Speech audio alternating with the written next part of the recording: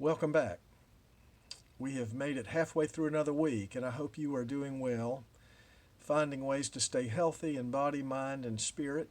In particular, I'm praying for endurance for some of you, those who are juggling the demands of figuring out your own life while helping children navigate through these unsettled days.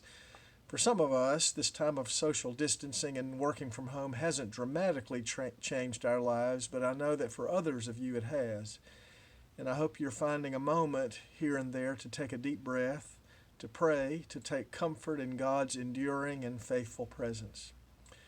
And while I know we're all hoping to get back into our old routines before too long, a great many people have pointed out that we're being given a rare and unique opportunity to rethink which routines are worth returning to.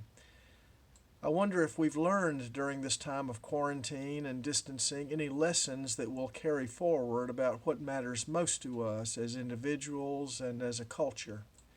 Again, as others have said, before we rush back to our old normal, it's worth remembering that we have a chance to set a new normal.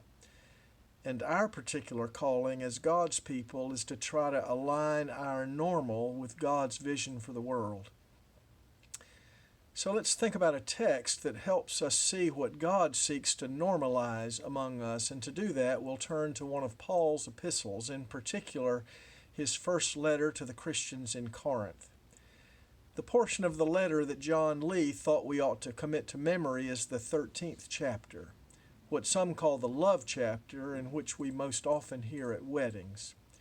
And while it's a fine chapter to read at weddings, the whole point of this portion of the letter is try to get people in that particular church to stop arguing among themselves about whose gifts were more important.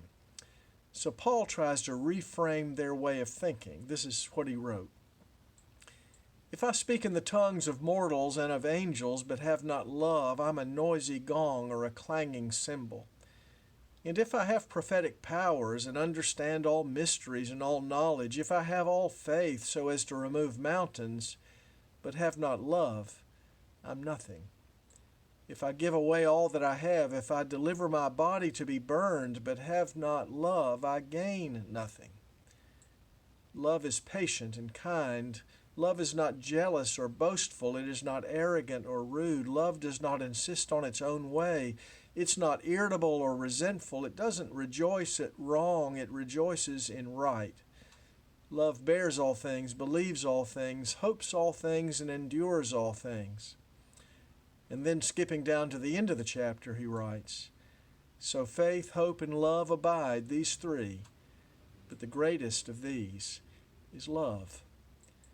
So Paul is addressing a congregation of people who are arguing about the superiority of their own spiritual gifts and practices, with some saying that their capacity to speak in tongues, and others saying that they're prophetic gifts, and others saying that they've got the gift of superior faith, others saying that they have the gift of remarkable generosity, all of which might be good and important gifts for the upbuilding of the church, Paul might say.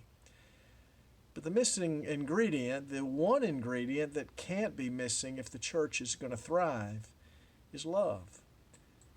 Good for you if you have these marvelous gifts, Paul might say, but if you offer them without love, if you offer them in a spirit of jealousy or competition or in an effort to outshine your neighbor, it would have been better had you not used that gift at all. Because love is what makes our lives a fit offering for God. Love is what God seeks to normalize in our world. But as we know, it's far from normal. It's what Jesus tried to demonstrate. It's what he did demonstrate, and he ended up showing us that sacrificial love is the ultimate expression of love. And so I wonder if life after the virus threat might become an occasion for us to show love in new ways, perhaps to those we've managed either to ignore or take for granted. School teachers, perhaps, healthcare workers, but also for the poor who have been placed at the highest risk in these days. When we come out on the other side of all of this, a heightened capacity to love will demonstrate whether we have learned some things and have emerged different somehow. That's what God's Spirit is always up to among us, by the way, seeking to nudge us to a new place, to become new people, giving evidence of our redemption, that having been so loved, we become a people who love. My prayer for you today, for us today, are the final words of a Franciscan blessing that I've come to know and appreciate, a blessing that I pray for God to grant to us. Here is that blessing. May God bless us with enough foolishness to believe that we can make a difference in the world, so that we can do what others claim can't be done, to bring justice and kindness to all of our children and to the poor. Amen. May God's grace abound in your life, in our lives, and may that grace become so visible in us that it adds to the world's beauty and joy. Peace be with you, now and always. Amen.